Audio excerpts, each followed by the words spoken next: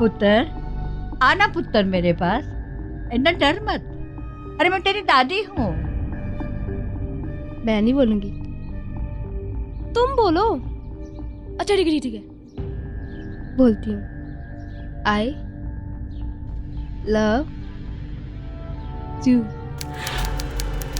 हाँ मेरे मम्मी बचाओ, पागल दादी ने मेरे को पकड़ लिया, बचाओ बचाओ बचाओ, संभाल। अरे पुत्र, डर मत। छोड़ो, डराओगी बच्चे को? मैं इसकी दादी हूँ, मैं इसे क्यों डराऊंगी भला?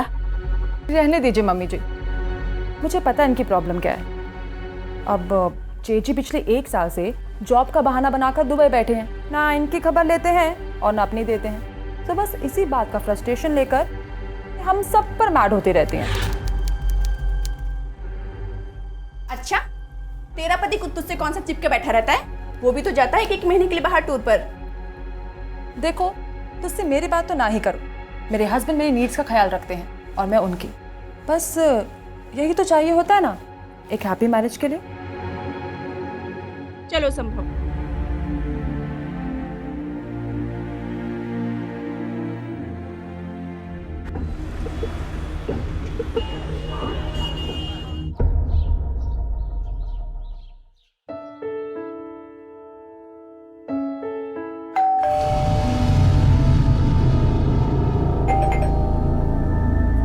हाँ आ रही हूँ।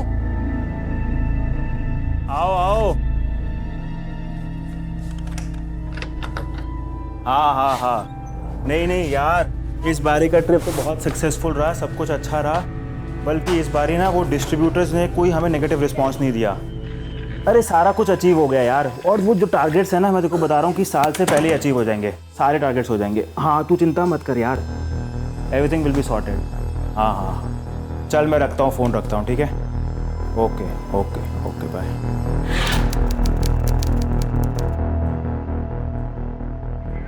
कार्तिक, यार कमाल है, ऐसा कोई करता है अपनी वाइफ के साथ? पूरे 20 दिन बाद वापस घर आए हो और घर में घुसे भी तो फोन पे बात करते हैं। यार तुम कितनी फिल्मी हो यार। मैं कोई बॉलीवुड एक्टर नहीं हूँ जो अपनी हीरोइन के साथ रोमांस करता फिरे। बहुत काम करने पड़ते हैं मुझे, जिंदगी में बड़ी मेहनत करनी पड़ती है कुछ करने के लिए। पर सब लोग मैनेज तो करते हैं ना कार्तिक। यार मुझे बहुत भूख लगी है कोमल, प्लीज़ कुछ खाने के लगाना। मैं अभी आ रहा हूँ फ्रेश होके। ओके।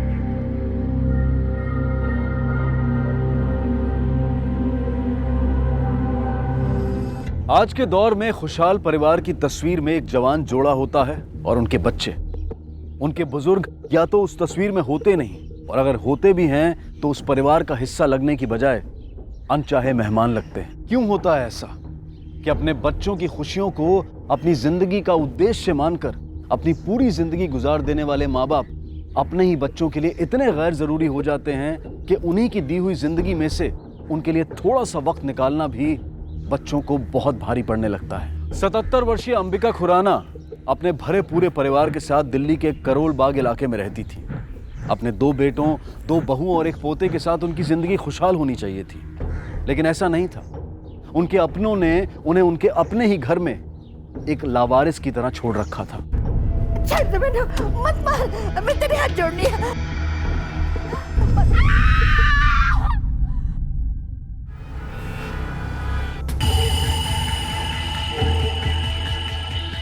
पूरे 1.25 महीने बाद आज तुमने फोन उठाया मेरा। हाँ, ऐसी कौन सी नौकरी कर रहे हो जो तुम्हें बात करने की फुर्सत नहीं है? तुम्हें ना मेरी फिक्र है और ना अपने बच्चे की। अरे मेरा तो नसीब ही फूट गया तुमसे शादी करके। यहाँ तुम्हारी माँ ने मेरा जीना हराम कर रखा है, और ऊपर से वो कोमल।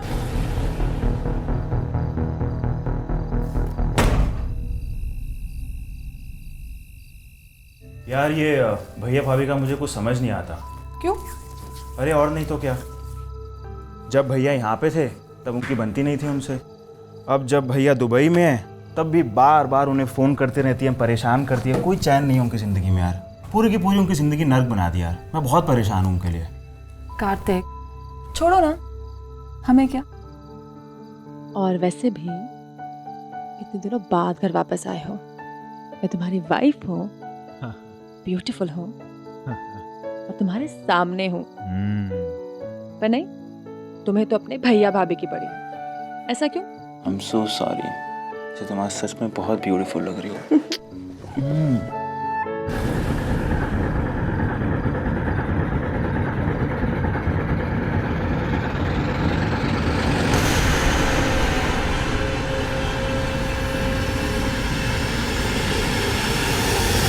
खुराना हाउस में एक तरफ थी उपेक्षित बुजुर्ग अंबिका और दूसरी तरफ थी अनीता, जिसकी जिंदगी अपने पति से दूर रहने की वजह से नीरस हो चुकी थी। अनीता ना सिर्फ अपने अकेलेपन का सामना कर रही थी, बल्कि अपने बच्चे की जिम्मेदारी को भी अकेले संभाल रही थी।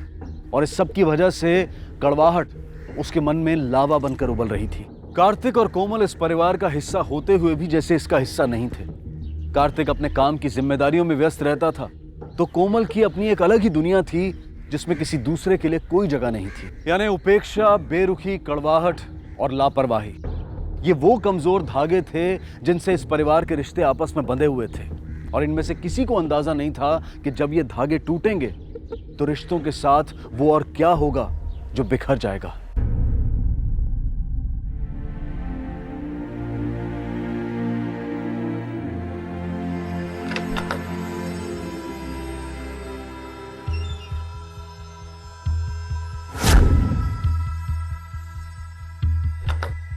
कोमल, कोमल, कोमल, अभी कोमल, कोमल, कोमल, कोमल, फिर शुरू हो गई यार। कोमल, कोमल, कोमल। आए मम्मी जी। मम्मी जी,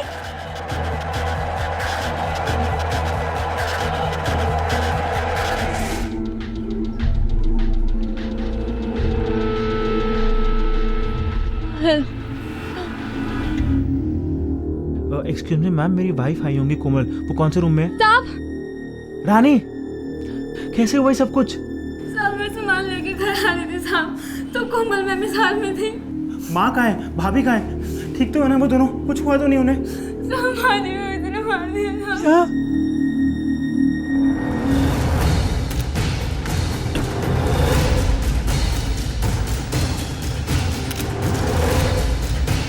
सर, एक अंगूठी गायब हुई है। सिर्फ एक अंगूठी और कुछ भी नहीं?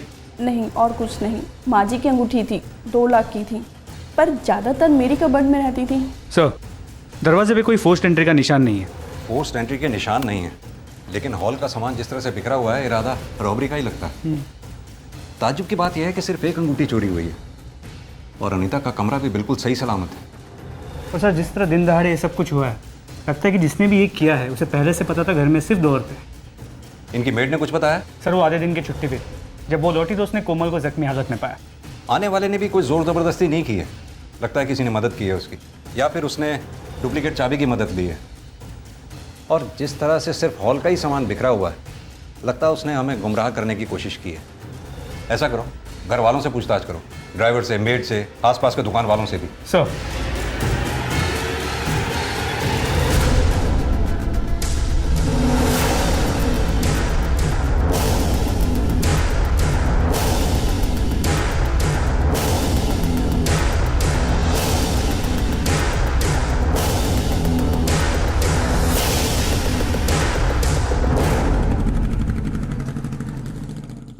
सर, घर के आसपास पूछताछ की, कुछ मिला नहीं। कोमल को होश आया? नहीं सर, अब तक नहीं आया। वहाँ एक कांस्टेबल तैनात किया है उसकी सिक्योरिटी के लिए। उसे होश आते हुए हमें इन्फॉर्म कर दे। सर, मुझे एक बात खटक रही, चोर ने सिर्फ अंबिका जी को क्यों मारा, कोमल को क्यों छोड़ दिया, जबकि वो इस केस की चश्मदीद गवाह है। हो सकता है कोमल ने उस वक्त शोर बहुत मचाया हो, जिस वजह से कातिल को प्लान चेंज करना पड़ा हो। मुझे इस अनीता के रोल पे भी शक है। अपनी सास की बॉडी को देखकर उसके आंख से एक आंसू तक नहीं है, पर अब भी अस्पताल में बेंच पे बैठ के वो गेम खेल रही, जैसा उसका इससे कुछ लेना देना है ही नहीं। शायद सास और बहू में बनती ना हो। खैर, ये सब तो हम चेक कर ही लेंगे। फिलहाल उस अंगूठी को ट्रेस करो, चोर उसे बेचने की कोशिश जरूर करेगा। सर अंबिका जी का पोस्टमार्टम रिपोर्ट।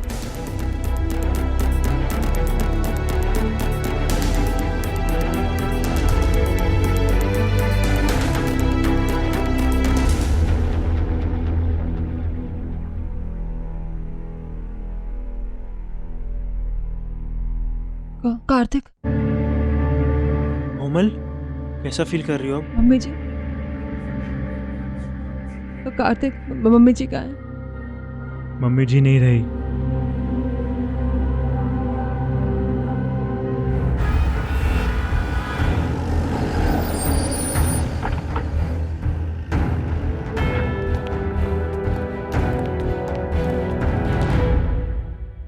कोमल जी, क्या हुआ था उस दिन? जी मैं अपने रूम में थी। आए mummy ji. Mummy ji, mummy जी।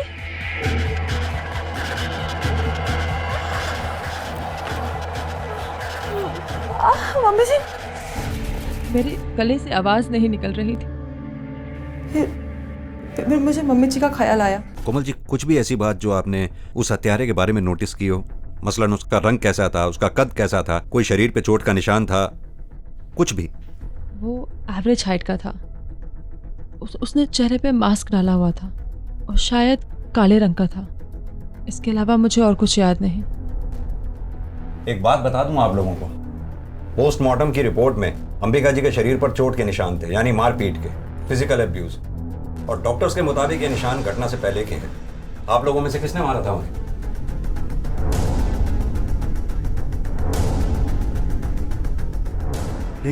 लेकिन ऐसा कैसे हो सकता है? रानी हमारी मेड उनका पूरा ख्याल रखती थी, खाना खिलाने से लेके नहलाने तक सब कुछ। मुझे नहीं पता था मेरी घर में मेरी माँ के साथ ऐसा व्यवहार हो रहा है। लेकिन ऐसा भी कैसे हो सकता है? आप लोगों की माँ थी, आप लोगों ने निशान ही नहीं नोटिस किए उनके? शायद बेड से गिर गई होंगी। आपने ठीक से सुना नहीं मैडम, मैंने क्या कहा? उनके शरीर पर मारपीट के निशान थे। बाय द वे, आपके पति कहाँ हैं? वो नहीं दिखाई दिया हमें जब से ये घटना घटी है। जी वो दुबई में जॉब करते हैं, खबर कर दी है।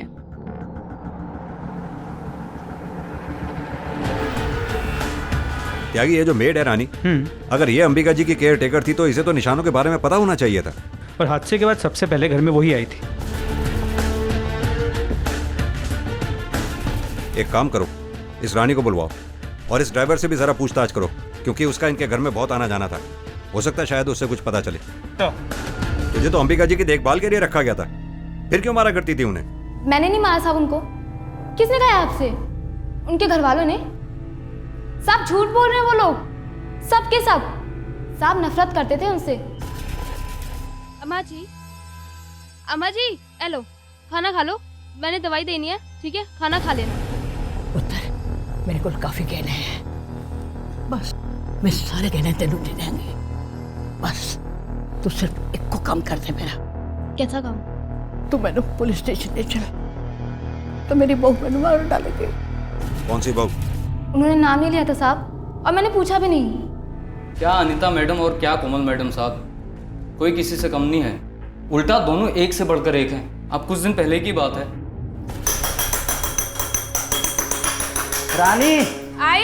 यार देखो इन्हें क्या चाहिए, मेरे को लेट हो रहा है। दे यार चाबी दे फटाफट। क्या हुआ? अच्छा ठीक है, 2 मिनट रुको, मैं आ रही हूँ। रानी, अरे रानी,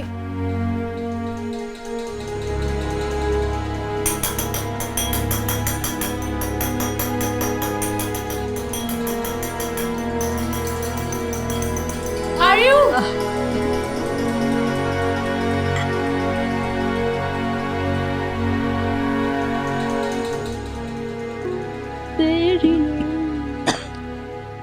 चलिए अम्मा जी। ये क्या किया? आ रही थी ना मैं। रानी, वो मेम साहब मैं आ रही थी, पर मेरे आने से पहले ही इन्होंने कर दिया। तुम क्या कर रही थी? सच में मैंने कुछ नहीं किया।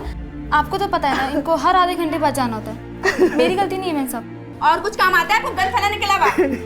रानी, इनका पीने का पानी कम कर दो। 1 गिलास सुबह, 1 गिलास शाम।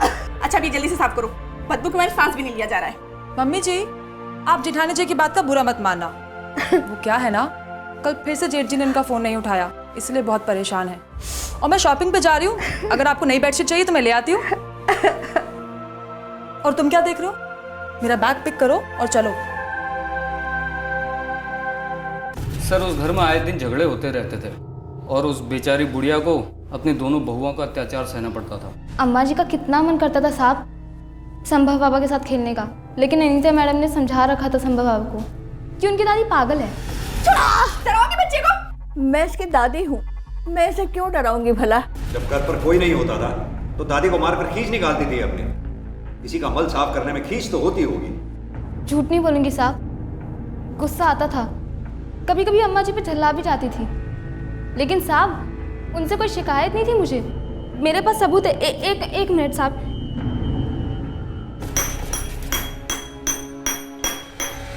रानी, बात समझाना है। तेरे बाप की नौकरानी हो जो तुझे गोद में उठा के मुताने जाओ। कभी कुछ कभी कुछ।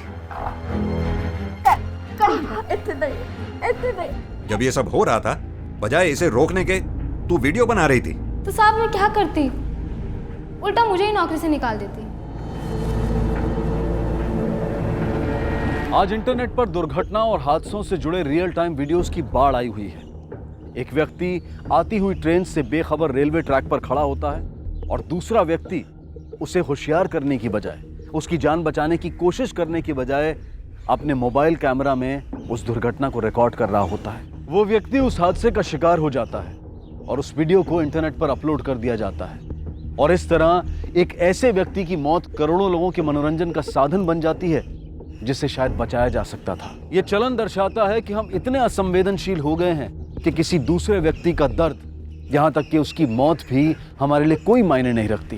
रानी ने अगर कुछ मिनटों की मशहूरी की बजाय अंबिका जी के बारे में सोचा होता, उनके दर्द को महसूस किया होता और उस वीडियो को पुलिस को या किसी अन्य व्यक्ति को दिखाकर मदद मांगी होती, तो शायद उस बुजुर्ग महिला को अपने अंतिम समय में इतनी ज्यादती का शिकार ना होना पड़ता।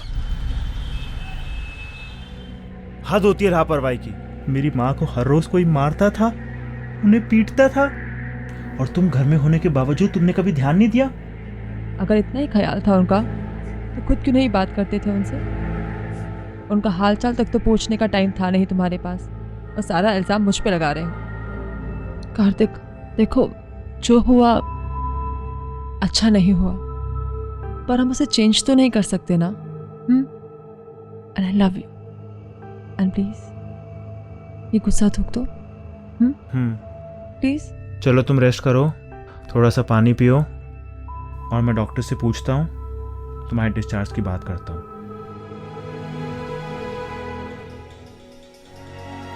It's all okay. हाँ, तो हम कल तक डिस्चार्ज कर दें उसको। Don't worry. कार्तिक, भैया एक्सक्यूज मी, ये सब क्या हो गया? कुछ पता चला किसने किया ये? नहीं भैया, कोई इन्फॉर्मेशन नहीं है, अभी तो इन्वेस्टिगेशन जारी है, अभी कुछ पता नहीं चला। फ्लाइट नहीं मिली इसलिए देर हो गई आने में मुझको। लाइट नहीं मिली? कोमल कैसी है? ठीक तो है वो अब? उसको ठीक होने में टाइम लगेगा, लेकिन डॉक्टर्स कह रहे हैं कि कल तक डिस्चार्ज मिल जाएगा। चलो भगवान का शुक्र है, तू चिंता मत कर, सब कुछ ठीक हो जाएगा। भैया मुझे कुछ पेपर साइन करने हैं, मैं अभी आता हूँ, अब यहीं रहना। ठीक, चिंता मत कर, मैं हूँ कोमल के पास। अच्छा, कोमल की बहुत फिक्र है तुम्हें? कभी अपनी बीबी की भी फिक्र की? वैसे तो तुम्हारी कंपनी 1 साल से छुट्टी नहीं दे रही थी, आज दे दी? ताना मत दे मुझे, इतना बड़ा हादसा हो गया इसलिए यहाँ पर आया। पूरी माँ का मरना इतना बड़ा हादसा हो गया, अब बीबी का रोज रोज मरना वो नहीं दिखता? तेरा दिमाग खराब हो गया, जगह तो देख ले।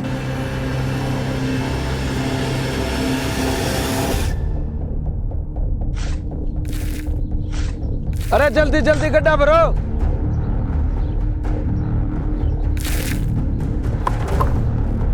अरे ठेकेदार साहब जल्दी आओ, भाग के किसी का हाथ पड़ा हुआ है।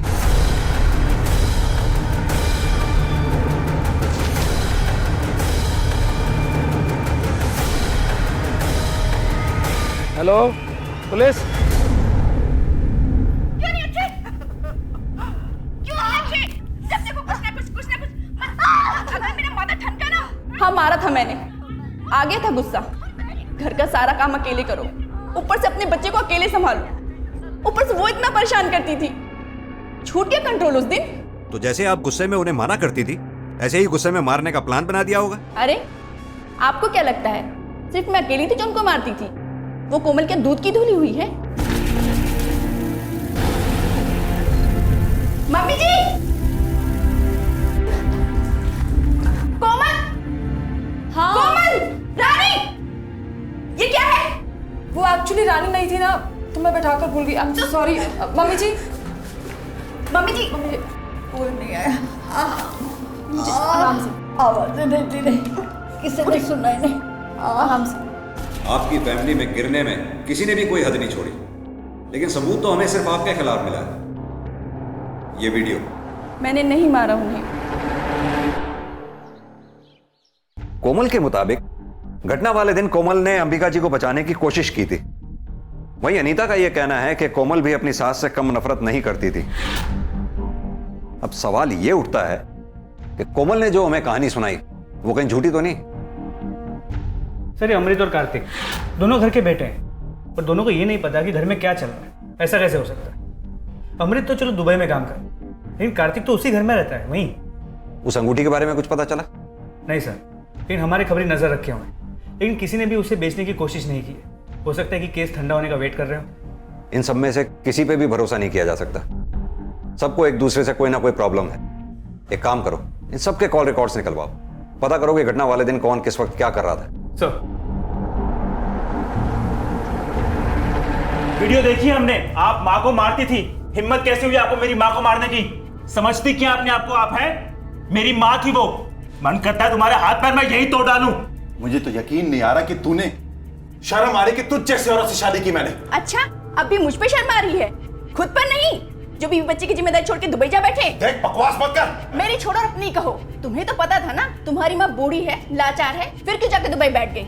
और तू कार्तिक, तेरा मन मेरा हाथ तोड़ने का कर रहा है। कभी अपने हाथों से इनकी गंदगी साफ की? खाली पैर छूने से प्यार नहीं होता है। कभी उनके पास बैठ के 2 मिनट बातें भी की? बड़ा आया मेरा हाथ तोड़ने वाला। सर कार्तिक के कॉल रिकॉर्ड से कुछ डाउटफुल नहीं मिला। हादसे के वक्त वो ऑफिस में था, मैंने ऑफिस से कंफर्म किया। कोमल के कॉल रिकॉर्ड्स भी क्लीन है, लेकिन अनीता के कॉल रिकॉर्ड से एक इंटरेस्टिंग बात पता चली है। पिछले कुछ दिनों से एक नंबर से लगातार बातचीत कर रही थी। ये नंबर किसी दिनेश के नाम पे रजिस्टर्ड है। सर हमने टेलीकॉम ऑपरेटर से दिनेश का एड्रेस लेके उसके घर गए थे, लेकिन उसका घर लॉक्ड है, शायद वो शहर के बाहर है। ऐसा करो, अपना एक आदमी प्लेन क्लोथ में उसको इस घर के बाहर 24 घंटे के लिए खड़ा कर दो। जी सर, दिनेश के घर की तरफ लेना। ये दिनेश कौन है? अनीता जी मैं आपसे पूछ रहा हूं, ये दिनेश कौन है? दिनेश दोस्त है मेरा। अच्छा, तो ये दोस्ती की शुरुआत कब हुई जरा बताएंगी? वैसे ये दिनेश वही आदमी है ना जिसे आपने अंबिका जी को मारने के लिए हायर किया था? जी नहीं, दिनेश एक जासूस है जिसे मैंने अपने पति के पीछे लगाया। अपने पति के पीछे? क्यों? मेरा रिलेशन खत्म हो चुका था। जब अमृत यहाँ थे तब भी उनके पास मेरे लिए वक्त ही नहीं होता था, इसलिए मैंने अपने ऊपर ध्यान देना ही छोड़ दिया। सजना संवरना इन सब बातों में मन ही नहीं लगता था। लेकिन मन में एक उम्मीद थी कि इस बार जब अमृत वापस आएंगे तो फिर से एक कोशिश करूँगी अपने रिश्ते को सही करने की। एक दिन उनके बैंक का स्टेटमेंट आया, तब मुझे पता चला कि वो दिल्ली के एटीएम से पैसे निकाल रहे हैं। तो यानी वो दुबई में नहीं थे, दिल्ली में थे? और मुझे यकीन था कि जरूर उनका किसी और के साथ चक्कर चल रहा है, और अपने यकीन को पक्का करने के लिए ही मैंने दिनेश को उनके पीछे लगाया। तो क्या बताया दिनेश ने? कुछ नहीं, जब भी पूछो यही बताता है कि पता लगा रहा हूँ, बताऊँगा। और यहाँ तक कि मम्मी की मौत के बाद भी जब अमृत वापस आए तब भी उन्होंने मुझसे झूठ बोला, और उनकी इन्हीं हरकतों की वजह से मेरे मन में नफरत भर गई सबके लिए, और इसीलिए मैंने मम्मी जी के साथ भी। अनीता जी अपनी गलती छुपाने के लिए आप अपनी बेचारगी की आड़ मत लीजिए। आपका और आपके पति के बीच में जो कुछ भी होता था वो आपका पर्सनल मैटर था, इसमें अंबिका जी हरगिज़ जिम्मेदार नहीं थी। आपने जो कुछ भी किया ये निहायत ही घिनौनी हरकत थी। बजाय शर्मिंदा होने के आप बहाने बना रही हैं।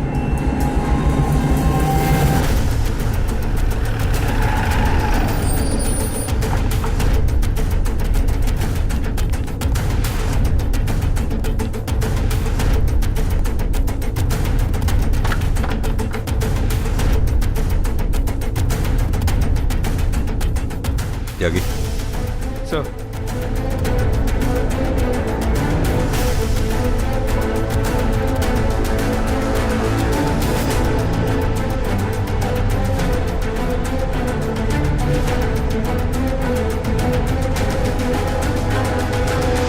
सर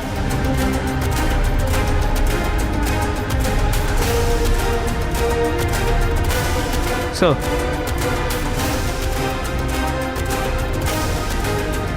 सर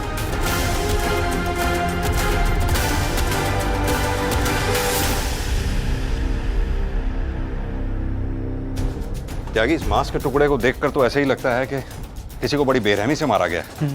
हालांकि सबूत मिटाने की कोशिश की गई है पर कामयाब नहीं हो पाया वो। लगता तो ऐसा ही है सर। कुछ दिनों पहले यमुना किनारे रेत में दबे मेल बॉडी के कुछ पार्ट्स मिले थे, सिर्फ कुछ पार्ट्स थे, सर नहीं था। अरे ठेकेदार साहब जल्दी आओ, भाग के किसी का हाथ पड़ा हुआ है। तो बॉडी आइडेंटिफाई नहीं हो पाई। सर इस मांस के टुकड़े का डीएनए उस बॉडी के डीएनए से मैच किया जाए? बिल्कुल, गो अहेड। सर ये केस अब एक की बजाय 2 हत्याओं का बन चुका था।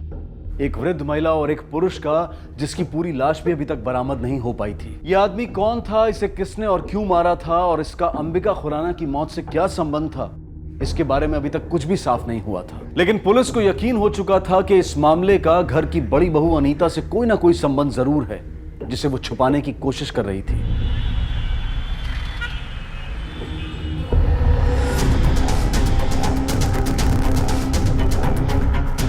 तो ये है तुम्हारा दुबई का होटल, ले चलो इसे। अब तू ये बता कि माजरा है क्या, वो भी डिटेल में। सर, दुबई मुझे सूट नहीं किया, इसलिए मैं वापस लौट आया। लेकिन मैं घर नहीं गया और ना ही मैंने किसी को बताया। मैं अपनी बीवी की शक्ल देखना नहीं चाहता था, नफरत करता था मैं उससे, इसलिए तो दुबई गया था जॉब करने के लिए। दोबारा उसके साथ नहीं रह सकता था मैं। तो दिनेश को क्यों मारा तूने? दिनेश कौन सर? मैं किसी दिनेश को नहीं जानता।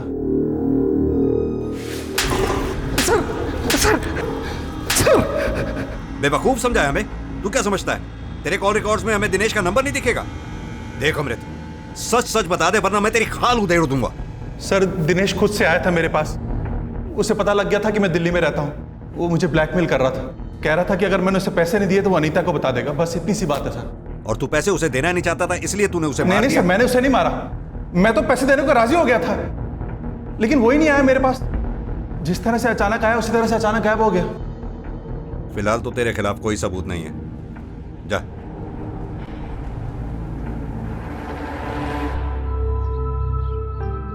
तबीयत कैसी है अब तुम्हारी? Feeling any better? आराम से आराम से। भाभी कहाँ हैं? पता नहीं, काफी देर से नहीं दिखे। मैंने उन्हें कहा था कि तुम्हें ना छोड़ के जाए। अरे यार रुको, एक मिनट रुको, तुम आराम से बैठो, मैं देख के आता हूँ।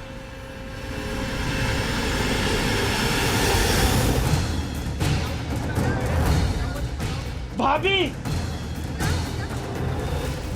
सर, एम्बुलेंस कुछ ही देर में आ रहा है। हमारे घर में 2 मर्डर हुए हैं, आखिर आप लोग कर क्या रहे हैं? हम तो अपना काम कर रहे हैं मिस्टर कार्तिक। इन सब हादसों के पीछे आप ही की फैमिली में से कोई है। बाय द वे, जब ये हादसा हुआ आप कहाँ थे उस वक्त? मैं और कोमल तो अपने रूम में ही थे, लेकिन हाँ, अमृत भैया काफ़ी देर से गायब हैं। आपको उनसे पूछना चाहिए। सर, इस फैमिली में तो सब एक दूसरे पे ही इल्जाम लगा रहे हैं। अपने आदमी प्लेन क्लोथ्स में इनके पीछे लगा दो, कोई ना कोई कहीं ना कहीं गलती जरूर करेगा। सर, गायब मतलब? आप कहना क्या चाहते हैं? देखिए, मैं घर से बाहर किसी काम से गया था, और वो जो भी हो, जब मैं घर में था ही नहीं तो मार कैसे सकता हूं? मैं तो आपके सामने ही आया था। आई एम श्योर उन्होंने सुसाइड ही किया होगा। अमृत वीजी के चलते वो बहुत डिप्रेशन में थी। हाँ, मैं नफरत करता था, बहुत नफरत करता था उससे। सर, अगर मुझे उसे मारना ही होता तो बहुत साल पहले मार चुका होता। अब क्यों मारता, जबकि पुलिस की मुझ पर नजर है? मैं सच कह रहा हूं सर, मैंने उसे नहीं मारा।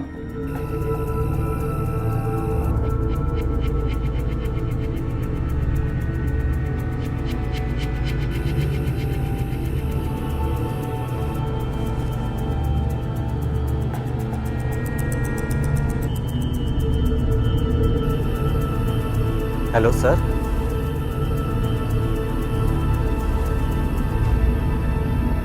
सर, उस घर में गई हो?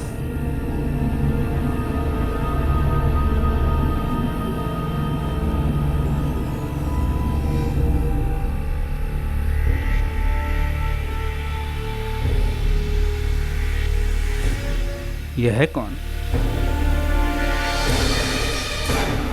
सर चले? नहीं, मुझे देखना है वो कहाँ जा रहा है।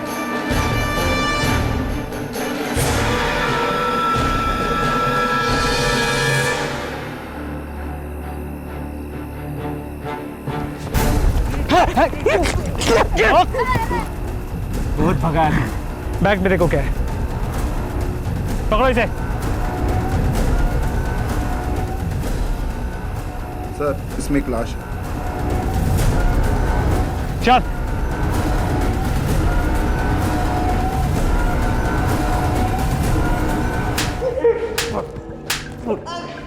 देख, हमें सब पता चल चुका है। तुझे रंगे हाथों पकड़ा है हमने लाश के टुकड़ों के साथ। बच तो तू पाएगा नहीं। तू सच सच बता दे वरना मुफ्त में हड्डियां तोड़वाएगा अपनी। बोल।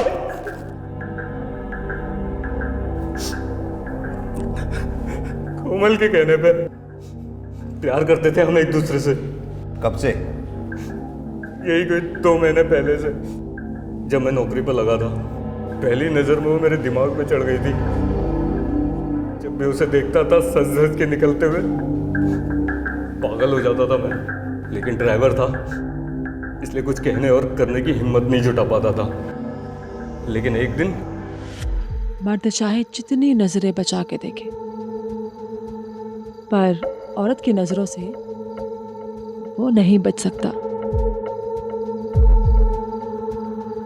पाना चाहता है ना मुझे? हाँ। पर मेरा एक काम करना होगा। कैसा काम? अपनी हवस के चलते तूने हाँ कर दी। मेरी ज़रूरतें थी, कुछ दिल की तो कुछ शरीर की। मेरे हस्बैंड, उन्हें काम के अलावा कुछ और नज़र आता ही नहीं। हमेशा बिजनेस टूर पे रहते। मजबूरी में मुझे ये दूसरे मर्दों के साथ पूरी करनी पड़ती। पहले अपने जेठ जी के साथ और उनके दुबई जाने के बाद अपने ड्राइवर गोविंद के साथ। मुझसे पहले कोमल का अफेयर अमृत साहब के साथ था। अमृत साहब ने हमें बताया कि उन दोनों के अफेयर के बारे में दिनेश को पता चल गया है और वो उनसे पैसे मांग रहा है। तो हम दिनेश से जाके मिले, तब उसने बताया कि उसे मेरे और कोमल के अफेयर के बारे में भी पता है और उसके पास हमारी कुछ फ़ोटो हैं। हम उसे और पैसे देने को तैयार थे, मगर वो जितनी बड़ी रकम मांग रहा था उतनी ना तो मैं दे सकता था ना ही कोमल। इसलिए हमने दिनेश को उसी के घर में बंदी बना लिया और अपने फोटोग्राफ निकालने की कोशिश करने लगे। फोटोग्राफ्स मैं दूंगा, लेकिन तेरे पति के हाथों में। उसने हमें वो सारी फोटोग्राफ्स वापस दे दी, लेकिन अगर हम उसे ऐसे छोड़ देते तो पक्की बात थी सर, वो सबको बता देता। अंबिका जी को किसने मारा था, तूने या कोमल ने, और क्यों? तुम्हारे क्राइम पार्टनर गोविंद ने अपना मुंह खोल दिया। अब तुम मुझे बताओ कि तुम दोनों ने मिलकर अंबिका जी को क्यों मारा? बोलो। क्योंकि उन्हें मेरे और जेठ जी के बारे में पता चल चुका था और उसके बाद गोविंद के बारे में भी। पैसे निकलो। किस तरह अरे जाओ प्लीज ना किस। अब बच्चे जाग जाएंगे। अरे बुढ़िया सोई है, दे दो ना। अब जाओ।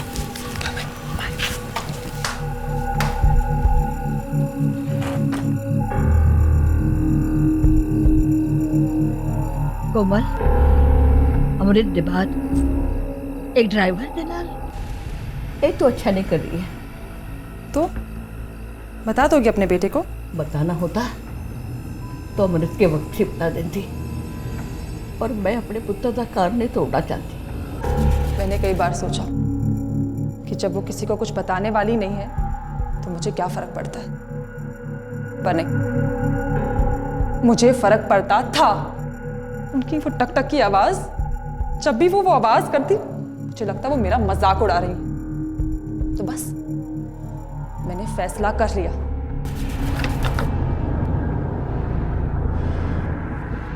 ये लो, इसे रखो और मुझे मारो। कोमल, मैं तुम्हें कैसे मार सकता हूँ? मुझे मारो वरना सबका शक मुझ पे जाएगा।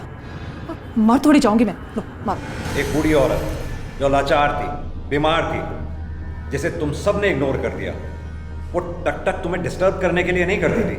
वो आवाज इसलिए करती थी कि कोई उसके पास बैठे 2 पल बात करे उससे। लेकिन तुम सबको इतना भी समझ में नहीं आया। अब आएगा जब तुम अकेली जेल की 4 दीवारी में सड़ोगी और तुमसे कोई अपना बात करने वाला नहीं होगा, तब समझ में आएगा।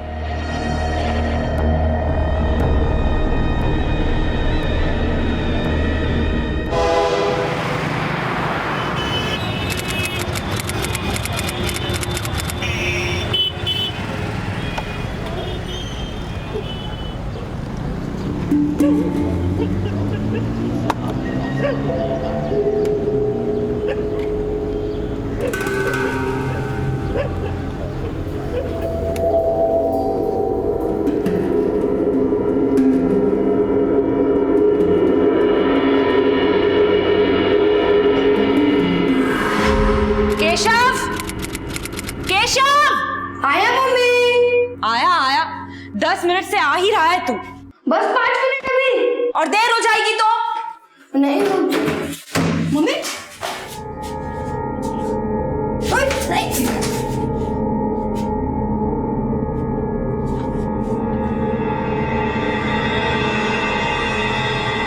गंदा लड़का। अंधेरा चाहे कितना भी घना क्यों ना हो, लेकिन रोशनी की एक किरण ही उसे खत्म करने के लिए काफी होती है। इसी तरह इंसान का बचपन भी एक अंधेरे की खाई की तरह होता है। अगर सही परवरिश और सही दिशा की किरण ना मिले तो पूरा जीवन अंधकार में खो जाता है। एक बच्चे के लिए उसके माता पिता का साथ और सहयोग उतना ही जरूरी होता है जितना कि सांस लेने के लिए हवा। और कभी कभी जब ये साथ और सहयोग दोनों ही नहीं मिलते, तब अपराध का एक ऐसा अंकुर फूटता है जिसकी चपेट में आकर एक नहीं बल्कि पूरा परिवार और समाज सब घायल हो जाते हैं।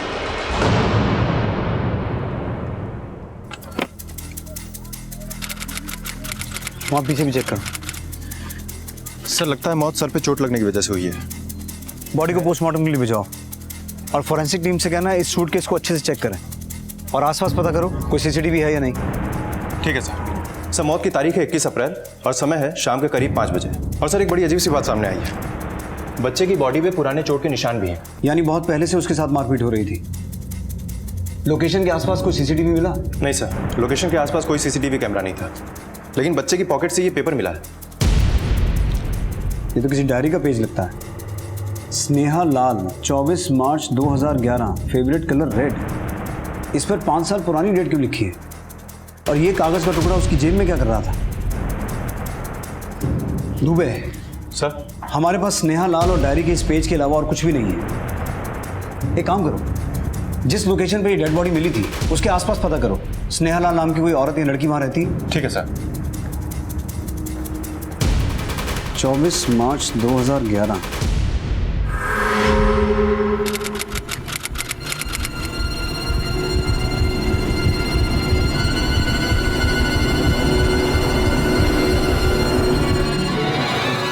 क्या कर रहे हो ये? मैम सर बच्चे की बॉडी को अभी तक किसी ने भी क्लेम नहीं किया है।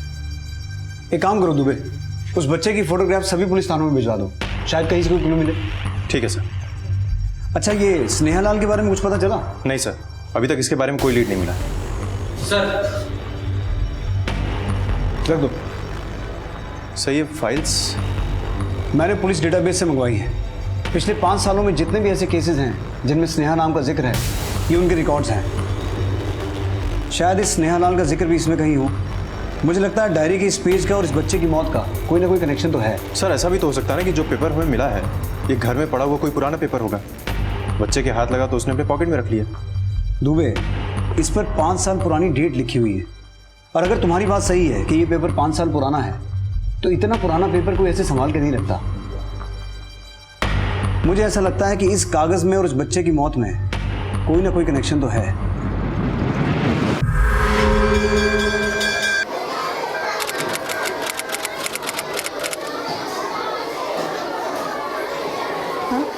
मैम क्या कर रहे थे?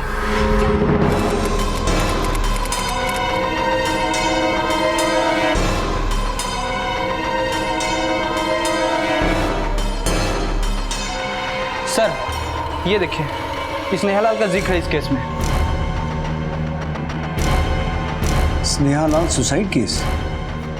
सर बच्चे के शरीर पे जो टी शर्ट थी वो किसी लोकल ब्रांड की है, लेकिन एक इंटरेस्टिंग बात पता चली है सर, इसके टैग पे लिखा है नॉट फॉर सेल। इसका मतलब कि ये टी शर्ट किसी प्रमोशन में फ्री में बांटी गई थी। जिस कंपनी की ये टी शर्ट है उनसे पता करो कि ये टी शर्ट कहाँ कहाँ बांटी गई थी। ठीक है सर। और दुबे सर ये देखो, 5 अप्रैल 2011 को स्नेहा लाल नाम की लड़की ने सुसाइड किया था। मतलब इस कागज पे जो डेट लिखी है उसके 2 हफ्ते बाद। आई एम श्योर ये वही लड़की है। लेकिन सर 5 साल पहले के सुसाइड केस से एक 11 साल के बच्चे का क्या कनेक्शन हो सकता है? अब ये तो हमें इस केस से ही पता चलेगा। उस वक्त इसे इंस्पेक्टर मोहन श्रीवास्तव हैंडल कर रहे थे, वो अब रिटायर हो चुके हैं। एक काम करते हैं, मैं उनसे बात करता हूँ, तुम इस बच्चे की लीड को फॉलो करो। ठीक है सर।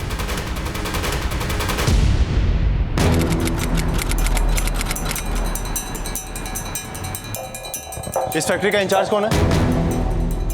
सर मैं ही यहाँ का प्रोडक्ट मैनेजर हूँ सर। ये टी शर्ट आप ही की फैक्ट्री से बांटी गई थी? सर ये टी शर्ट तो हमने टीचर्स डे के प्रमोशन के लिए सारी स्कूल में बांटी थी सर। आपको चाहिए तो मैं उनकी लिस्ट दे देता हूँ।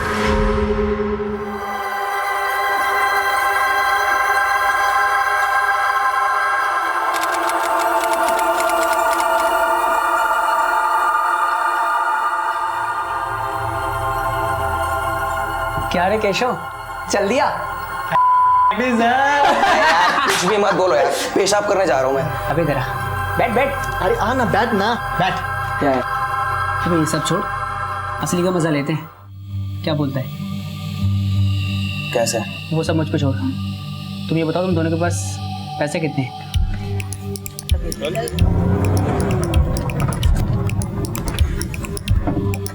चलेगी?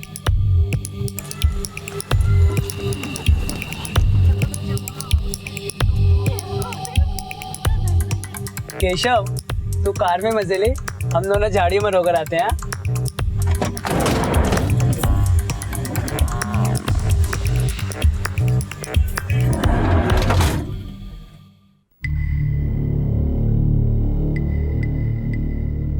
क्या हुआ? करंट लगा? पहली बार है तेरा? सुनना, घर से पैसे चुरा के लाया क्या मस्ती करने के लिए? एक बात बताओ, तेरे अंदर ना मर्दानगी की कमी है। अबे चुप कर, हट। Police police police. ये केस मुझे अभी भी याद है। स्नेहा लाल, उम्र कुछ 35 साल, ओपन एंड शट केस था। पंखे से लटक के सुसाइड की थी इसने। और हाँ, इसकी एक बेटी भी थी। उस बेटी ने हमें बताया था कि सुसाइड करने से पहले ये गुमसुम रहती थी, और सारे सबूत भी यही बता रहे थे। स्नेहा लाल के सुसाइड का इस बच्चे की मौत से क्या कनेक्शन हो सकता है? कहीं ऐसा तो नहीं कि ये बच्चा स्नेहा लाल का कोई रिश्तेदार हो? अभी ये बात तो सिर्फ स्नेहा की बेटी ही बता सकती है। उसका आखिरी एड्रेस है इस फाइल में।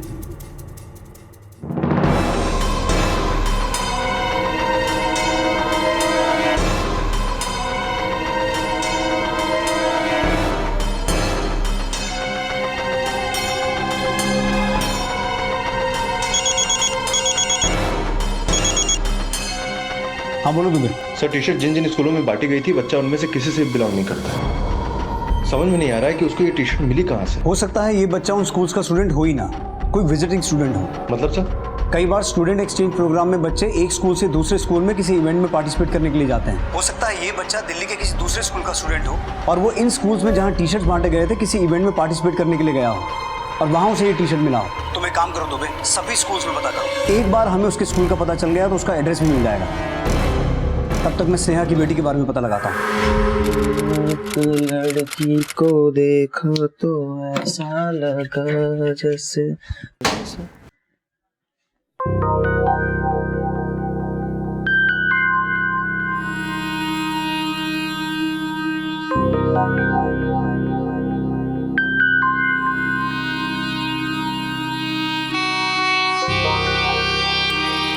अबे साले, बैठे बैठे ताकता रहेगा पूरी लाइफ, या जाकर बोलेगा भी? पूरे 3 साल निकाल दिया आंखें सेक कर। छोड़ना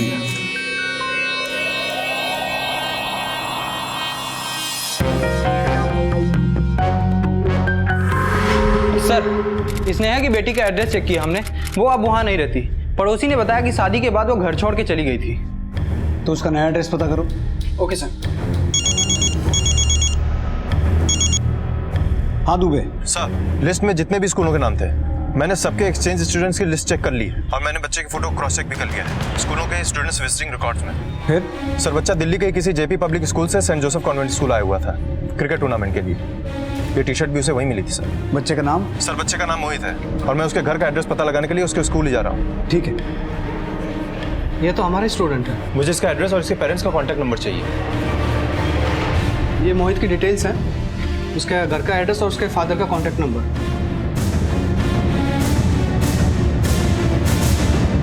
मुझे इसका जेरोक्स चाहिए। जी सर। क्या तब तक मैं मोहित के क्लासमेट से मिल सकता हूँ? जी सर। बेटा, मोहित आप लोगों का दोस्त था ना? अच्छा, आप लोग बता सकते हैं कि मोहित कितने दिनों से नहीं आ रहा है? लगातार 6-7 दिन। बेटा, तुम मोहित के बारे में कुछ बता सकती हो?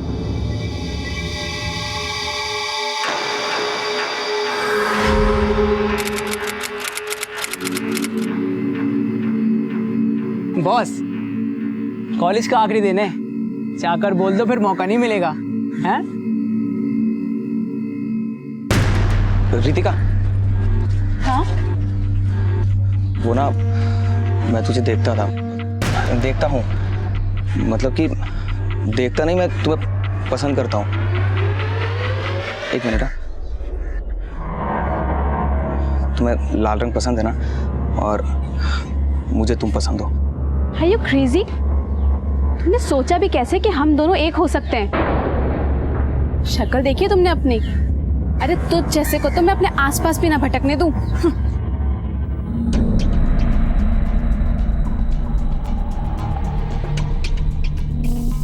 और सुन, दूर से ही देखते रहे, पास आने की औकात भी नहीं है तेरी। केशव की तमाम जिंदगी अपमान और तिरस्कार का एक लंबा सिलसिला बन गई थी। न वो खुद अपनी समस्या को कभी ठीक से समझ पाया, न किसी और ने ही उसके मसलों को हल करने की कोशिश की। जिंदगी के रास्तों पर चलते हुए केशव किसी का सामना नहीं कर पा रहा था कि एकाएक उसने अपना रास्ता ही बदल लिया। आलोक निरंजन, बच्चा, तेरे माथे की लकीरें तेरे सितम बयां कर रही हैं। तू अपने पति से परेशान है ना? हाँ बाबा, उनका किसी और के साथ चक्कर चल रहा है और अब आप ही मेरी मदद कर सकते हैं। ए भाई, और कुछ चाहिए क्या? आज रात एक और निपटने वाली है। ये बाबा एक नंबर का ढोंगी है, पाखंडी। औरतों को अपनी बातों में ऐसे फंसाता है कि पता ही नहीं चलता। चल भाई, पैसे निकालना।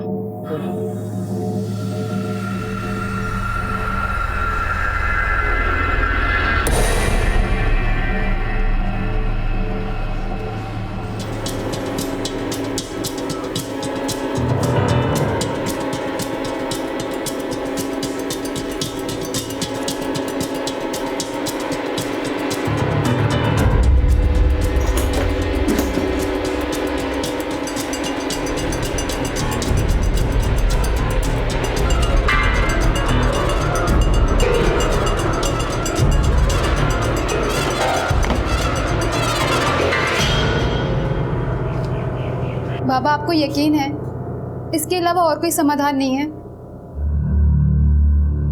भरोसा रख बच्चा, तेरे इस कार्य से तेरे नवो ग्रह शांत हो जाएंगे।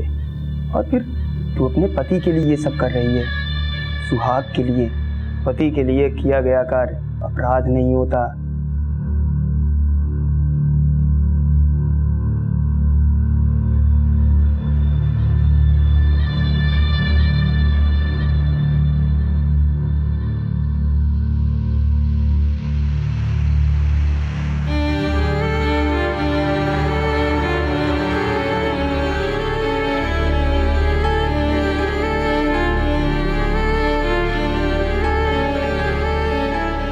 अंदर आ जाओ बेटा।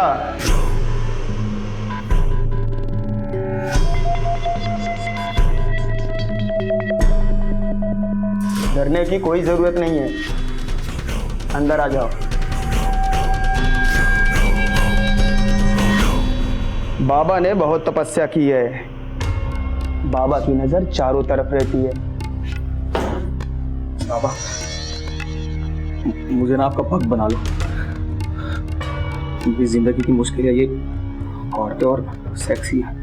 मुझे उन पे काबू पाना सिखा दीजिए बाबा, काबू पाना सिखा दीजिए बाबा।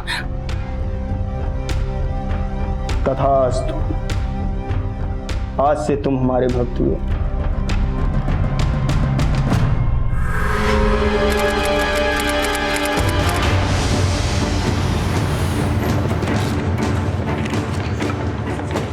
सब मोहित के स्कूल से जो एड्रेस मिला था, ये वही घर है।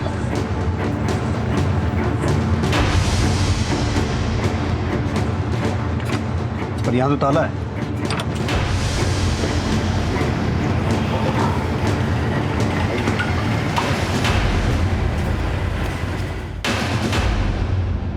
केशव जी,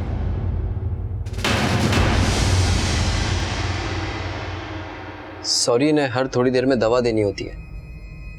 कैंसर ना फैले इसलिए डॉक्टर ने जुबान काट दी। इसलिए कभी कभी तकलीफ होती है तो दर्द की दवा देनी होती है। से आप कुछ कह रहे थे कि आपको मेरे बेटे की लाश मिली है कहीं सूटकेस में। अपने बेटे की मौत की खबर सुनकर कुछ खास अफसोस नहीं हुआ आपको? ये जरूरी तो नहीं कि हर इंसान के दर्द एक्सप्रेस करने का तरीका एक ही हो। मेरी माँ को देखिए, बोल नहीं सकती लेकिन अपनी आंखों से सारा दर्द बयां कर रही है। मोहित यही रहता था आपके साथ? मैंने कहा मोहित यही रहता था आपके साथ? नहीं, वो अपनी माँ के साथ रहता है। मधु मेरी एक्स वाइफ, डिवोर्स के बाद वो अपने साथ ले गई थी। लेकिन स्कूल में तो एड्रेस यहीं का है। बदलना भूल गई होगी। आप मिलते रहते थे मोहित से? ज्यादा नहीं, महीने में एक बार। आखिरी बार यही कोई 20 दिन पहले मिला था। मधु का एड्रेस? बड़ा अजीब आदमी है केशव। ऐसा लग रहा था उसे अपने बेटे से प्यार ही नहीं है। सर कितने दिन हो गए इसके बच्चे को गायब हुए और इसको खबर तक नहीं। स्वरूप नगर का एड्रेस दिया उसने मधु का। हो सकता है मधु ने वहां में से कंप्लेंट लिखवाई हो। मैं उसे एरिया थाने में पता करता हूँ सर।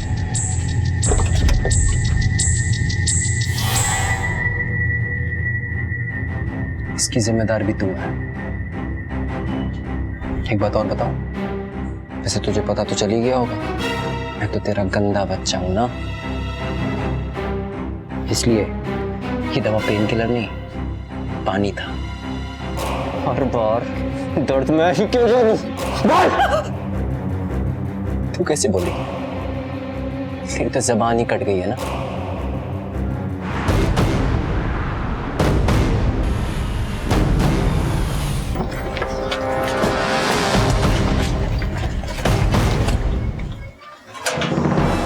यहाँ भी ताला है। Excuse me. जी। मधु यही रहती है ना? जी हाँ। कुछ आइडिया है कहाँ है वो? नहीं, ये लोग क्या करते हैं, कहाँ जाते हैं, हमें कुछ पता नहीं। इनसे दूरी बनाए रखते हैं हम। क्यों? क्या बताऊं साहब, दिन रात घर के अंदर से बच्चे के रोने की और मारपीट की आवाज आती रहती है। मधु का मिलना बहुत जरूरी है। उसकी पड़ोसन की बातों से वही सस्पेक्ट लग रही है। सर मुझे भी ऐसा लगता है कि मधु का इस हत्या से कोई ना कोई। सर आप मेरे घर आए थे, जैसे मुझे पता चला मैं यहाँ चली आई। सर क्या हुआ? आप? सर मैं मधु, मेरी बेटी का क्या हुआ सर? पानी गर्म कर दिया मैंने, मैं बाहर जा रहा हूँ।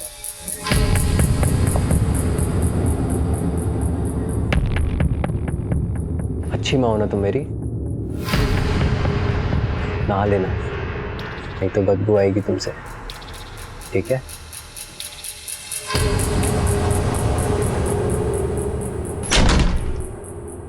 आपकी पड़ोसन ने हमें बताया कि आपके घर से मारपीट और मोहित के रोने की बहुत आवाजें आती हैं। क्या ये सच है? क्या आप मोहित को मारती थी? हाँ ये सच है, लेकिन मुझे ऐसा करना पड़ता था उसे डिसिप्लिन सिखाने के लिए। वो अपने बिगड़े हुए बाप की संगत में आ रहा था, गंदे कामों में पड़ गया था वो। किस तरह के गंदे काम?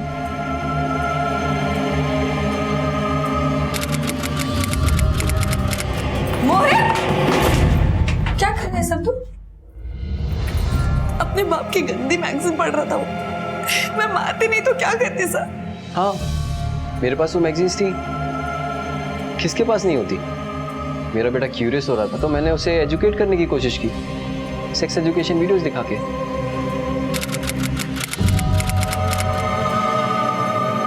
ध्यान से देख, बहुत इंपॉर्टेंट चीज दिखा रहा हूँ तुझे। अब कोई सवाल हो तो बेझिझक पूछ, ठीक है?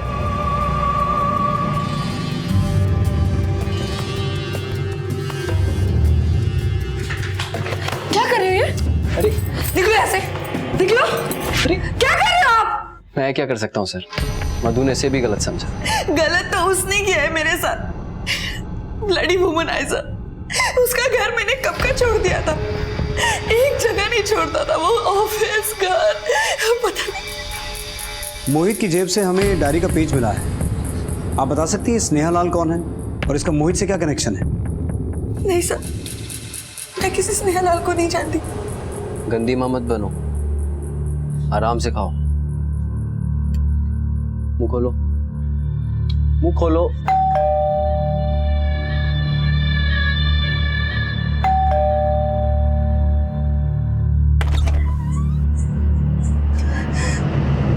तुम यहाँ? हमारा बेटा मर चुका है। जानता हूँ। और ये सब तुम्हारी वजह से हुआ है। तुम मुझ पर कैसे इल्जाम लगा सकती? क्योंकि मेरा दिल जानता है कि कितने गंदे इंसान हो तुम। तुम्हारे बुरे कर्मों की वजह से मारा मेरा बच्चा। तुझे क्या लगा सिर्फ तू ही थूक सकती है मुझ पर? हाँ? करना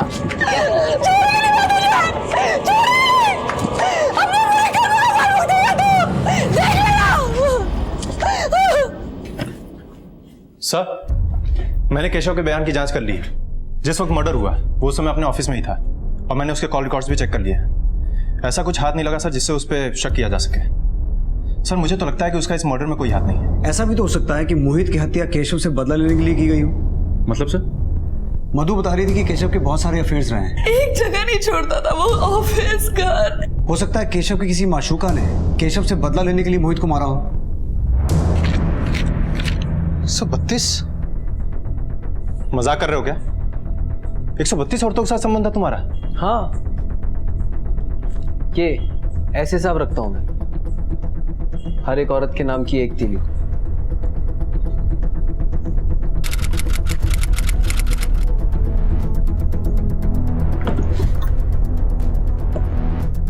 अरे वाह, अगर इतनी ही जल्दी मेरी कला सीखते रहे, वो दिन दूर नहीं जब तुम्हारे पास इतनी कन्याएं होंगी कि गिनती करना मुश्किल होगा। कोई मुश्किल ही नहीं होगी बाबा, क्योंकि गिनती तो मैं ही रखूंगा। और आज की गिनती 132 औरतें? Yes sir.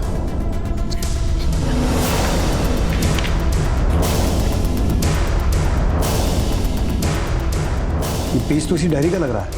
हो ना हो ये केशव हमसे जरूर कुछ छुपा रहा है। दुबे सर, एक काम करो, इस डायरी में जितनी भी औरतों के नाम हैं सबके मोबाइल नंबर्स और एड्रेस निकालो। पता लगाने की कोशिश करो कि मर्डर के वक्त मधु के घर के आसपास कौन था। मैंने तो उनको झूठ बोल दिया कि क्या हुआ? अरे उनकी चिंता मत करो, तुम अंदर चलो। पर ये है कौन? अरे बताता हूँ ना, लेफ्ट बेडरूम।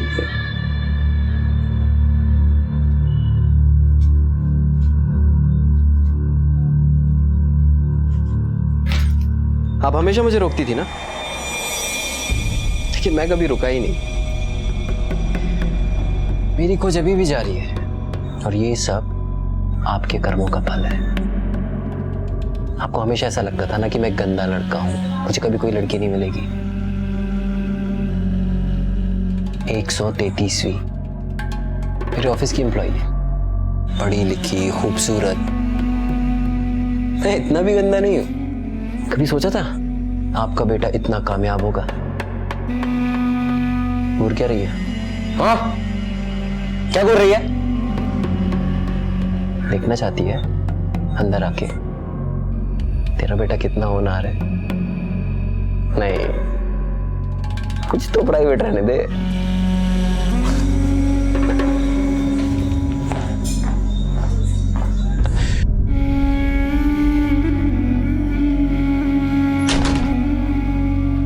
केशव का यह विकृत रूप, यह हवस का खेल दरअसल उसकी मां के प्रति उसकी शिकायत थी। लेकिन मां न संकेत समझ पा रही थी और ना ही अपने बेटे का पुराना दर्द। उसे तो उसकी हर हरकत में सब कुछ गंदा ही नजर आ रहा था। ऐसे में यह विकृति कब अपराध का रुख कर गई कुछ समझ ही नहीं पाया। एक बच्चे की हत्या हो चुकी थी और मोटिव अब तक साफ नहीं था। लेकिन अतीत से एक नाम अब भी सामने आ रहा था, एक नाम जिसने पुलिस की तहकीकात को एक नई ही दिशा दे दी। सर, डायरी में जितने भी औरतों का नाम था मैंने सबकी लोकेशन चेक कर ली है। मर्डर के वक्त कोई भी केशव और मधु के घर के आसपास नहीं था। लेकिन एक अनोखी बात पता चली है सर। कैसी बात? सर, स्नेहा लाल की बेटी अंजलि इसी शहर में रहती है, वो भी अपने पति के साथ। और सर, स्नेहा के मरने के बाद भी केशव से उसकी लगातार बात होती रहती है फोन पर।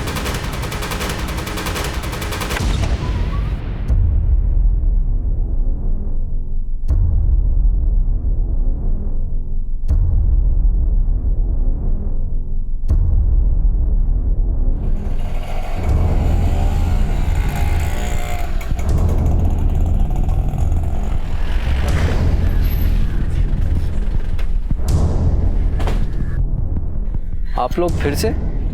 स्नेहा लाल कौन थी? अफेयर था हमारा, काफी दिन चला। बाद में मालूम हुआ उसने सुसाइड कर लिया। तुम्हारी वजह से? नहीं, वो पहले से ही डिप्रेस थी। और उसकी बेटी अंजलि, उसके साथ टच में हो तुम? हाँ, उसकी शादी हो गई, खुश है वो। तुम्हारे बेटे के जेब से हमें एक पेपर मिला था उस पर स्नेहा लाल का नाम लिखा था और उसका फेवरेट कलर रेड। मैं अपने बेटे से कुछ नहीं छुपाता, अपनी डायरी भी दिखाई थी उसे। अब उसने पेपर फाड़ा नहीं फाड़ा क्या किया मुझे नहीं पता। हम सब पता लगा लेंगे, किसने फाड़ा, क्यों फाड़ा, सब पता चल जाएगा। चलो। बहुत दुख की बात है सर, जो कुछ भी मोहित के साथ हुआ। मैं उसे जानती थी, 1-2 बार हम लोग मिले भी हैं। और केशव के साथ कैसा रिश्ता है आपका? केशव तो और भी अच्छे हैं। मम्मी की डेथ के बाद उन्होंने काफी हेल्प की है मेरी। जी सर, अब तक टच में हम लोगों के साथ, कभी कभी हालचाल भी पूछते रहता है। अंजलि, आपको कभी ऐसा लगा कि आपकी माँ स्नेहा की सुसाइड के लिए केशव जिम्मेदार है? नो सर, माँ हमेशा डिप्रेस्ड रहती थी, उनमें सुसाइडल टेंडेंसीज थे। ठीक है, आप लोग जा सकते हैं। Thank you sir. अभी तक जितने भी लोग मिले हैं सबके मुंह से केशव की बुराई सुनी है, पर ये दोनों तो उल्टी कहानी सुना रहे हैं। या तो ये दोनों कुछ जानते हैं जो ये छुपा रहे हैं, या फिर ये दोनों सच बोल रहे हैं और बाकी सारी दुनिया झूठ बोल रही है। एक काम करो दुबे सर, इन दोनों के भी कॉल डिटेल्स निकालो, देखो कुछ सामने आता है। ठीक है सर।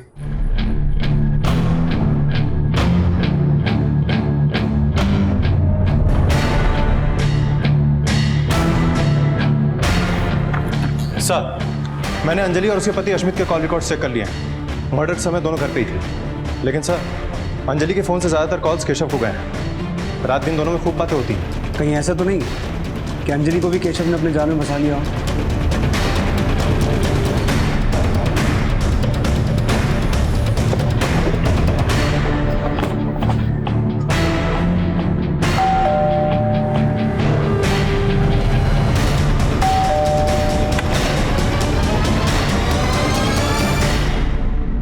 केशव है?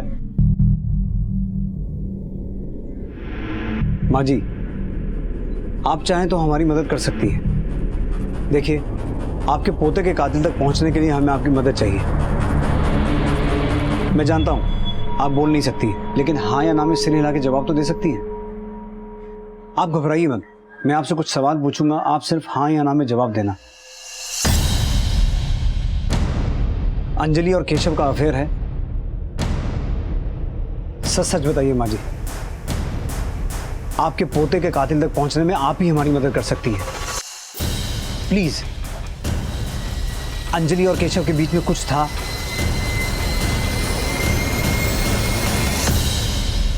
सर, ये केशव तो बड़ा अजीब आदमी है। स्नेहा के साथ साथ उसकी शादीशुदा बेटी के साथ भी अफेयर। सर, मुझे ऐसा लगता है कि अश्मित को इन दोनों के अफेयर के बारे में मालूम चल गया होगा और फिर केशव से बदला लेने के लिए उसने मोहित की जान ले ली। अब इसका जवाब तो वही देंगे, लेकर आओ। Sir, affair? नहीं सर, आप लोगों को कोई गलतफहमी हुई है। अंजलि का अफेयर नहीं सकता, बल्कि वो तो मुझसे बहुत प्यार करती है। पर हमें तो कुछ और पता चला है। सर, आपको कुछ गलत पता चला है। मुझे अंजलि पर पूरा भरोसा है। आपने एक शक के बेसिस पे मुझ पे इल्जाम लगाने यहाँ बुलाया है? शक करना हमारा काम है अंजलि, और तुम्हारे अफेयर के बारे में हमें केशव की माँ ने खुद बताया है। तो फिर कीजिए शक, और कोई बात इसलिए सच नहीं हो जाती क्योंकि उसे एक बूढ़ी औरत ने कहा है। जिस दिन आपके पास मेरे अगेंस्ट में कोई पुख्ता सबूत हो, आ जाइएगा मुझे अरेस्ट करने।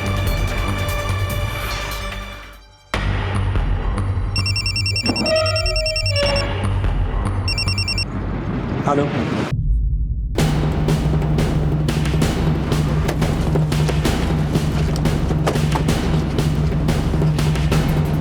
इसका मतलब कि मोटिव चोरी चकारी का नहीं था, किसी ने बदले की भावना से मारा इसे। अगर रास्ते में कोई सीसीटीवी है तो उसकी फुटेज निकलवाओ फौरन, बॉडी को पोस्टमार्टम के लिए भिजवाओ और इसकी बीवी मधु को इन्फॉर्म करो। ठीक है सर। लेकिन उसके जाने में एक हत्या का रहस्य हल होने की बजाय खुद केशव की हत्या ही अपने आप में एक सवाल बनकर खड़ी हो गई। केशव को कौन मार सकता है? सर, केशव के संबंध में तो सस्पेक्ट्स की लिस्ट बहुत लंबी होगी। न जाने कितनी औरतें होंगी जो उसे मरा हुआ देखना चाहती होंगी। लेकिन सवाल ये उठता है दुबे कि केशव और मोहित का कातिल कोई एक है या दो अलग लोग? सर, मधु को हर जगह ढूंढ लिया, वो कहीं नहीं मिली। नहीं मिली? नहीं सर, कहीं ऐसा तो नहीं कि मधु ने ही केशव को मारा, उसके बाद गायब हो गई? अगर ऐसा है तो जरूर किसी दोस्त या रिश्तेदार के घर छुप के बैठी होगी। तलाश जारी रखो, पता करो कहाँ जा सकती है। सर, सीसीटीवी पे फुटेज आ गई।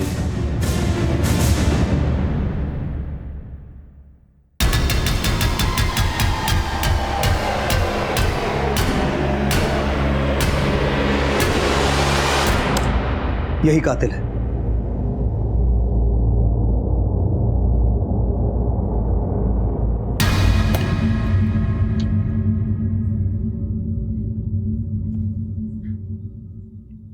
नफरत करती थी मैं उससे।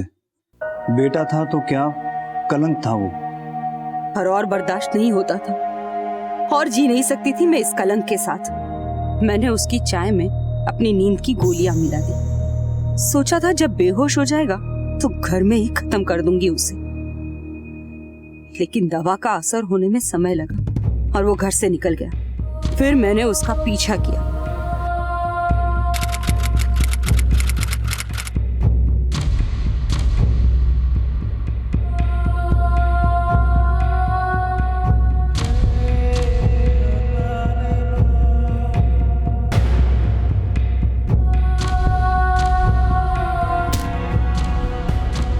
अगर आपने सही परवरिश की होती तो ये नौबत ही नहीं आती, ना वो ऐसा बनता, ना उसे खत्म करने की जरूरत होती। अब ये बताइए मोहित को क्यों मारा? सच सच बताइए, मोहित को क्यों मारा?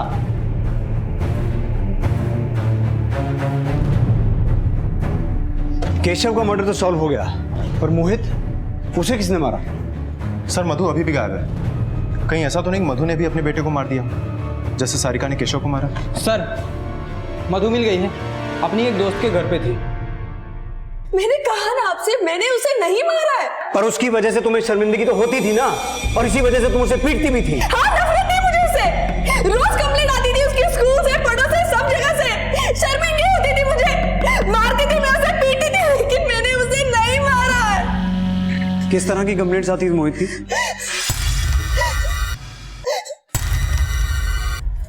हाँ बेटा, ला मुझे। कैसा रहा आज स्कूल में? अच्छा गया दिन। हाँ चलो बैठो वहां से।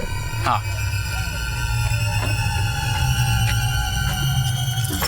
अमर श्रीवास्तव जी, तुम्हें हमारे साथ चलना होगा पुलिस स्टेशन। अमर श्रीवास्तव, जब तुम्हारे कॉल डिटेल्स देखे तो हमारे सामने तो एक अलग ही कहानी आई।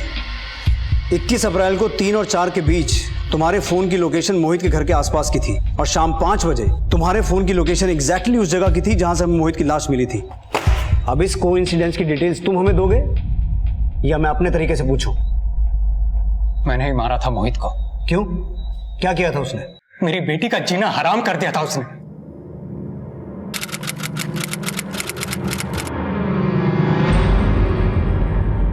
स्नेहा, तुम गर्ल्स टॉयलेट में क्या कर रहे हो? तुम्हें लाल रंग पसंद है ना?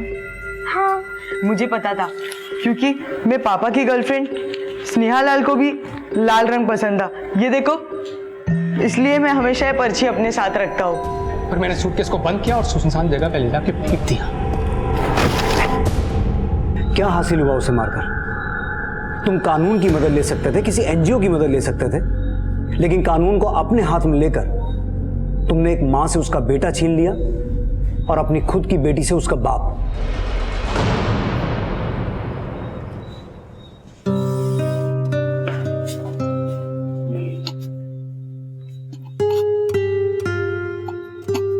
बचपन से किशोर अवस्था में कदम रखना एक नेचुरल प्रोसेस है, और सिर्फ इंसान ही नहीं, इस संसार के हर जीव के साथ ऐसा ही होता है। शरीर और सोच दोनों में बदलाव आते हैं जिसे इग्नोर नहीं किया जा सकता। लेकिन अफसोस के इस संसार का सबसे समझदार जीव इंसान इसके बारे में चर्चा और बातचीत को एक हवा और शर्मनाक चीज बनाए हुए है, जबकि ये विषय भी परवरिश का ही एक हिस्सा है। हमें ये समझना चाहिए कि सवाल को दबाने से हल नहीं मिलते, गुस्से से कभी कोई मसला हल नहीं होता, बल्कि जिज्ञासा बढ़ती है। और अगर उस वक्त सही परवरिश और मार्गदर्शन ना मिले तो यही हश्र होता है जो केशव और उसके परिवार के साथ हुआ। अब मैं अनूप सोनी आपसे विदा लेता हूं, फिर मुलाकात होगी अगले एपिसोड में एक और चौंका देने वाले केस के साथ। तब तक अपना और अपने परिवार का ख्याल रखें और देखते रहें क्राइम पेट्रोल डायल 100। सबक एक को सीख हम सबको। जय हिंद। क्राइम पेट्रोल के और भी दिलचस्प कहानी देखने के लिए हमारे चैनल को सब्सक्राइब करें और बेल आइकॉन दबाना न भूलें।